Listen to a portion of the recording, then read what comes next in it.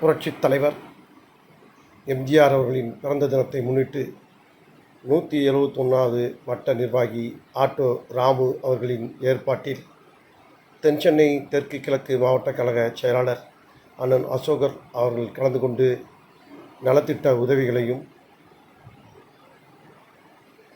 அன்னதானமும் வழங்கினார். உடன் முன்னாள் பாராளுமன்ற உறுப்பினர் டாக்டர் ஜெயவர்தனன், பகுதி கழக செயலாளர் ஜெயச்சந்திரன், அவைத்தலைவர் மாரி, பேரவை செல்வம், மகேஷ்குமார், கலைசேகர் என்கின்ற விஜயபால், கணபதி மற்றும் பல்வேறு நிர்வாகிகள் கலந்து கொண்டு நிகழ்ச்சியை சிறப்பித்தனர். இந்நிகழ்வில் வட்டக்கழக செயலாளர் செந்தில்குமார் அவர்களும் கலந்து கொண்டார். நன்றி.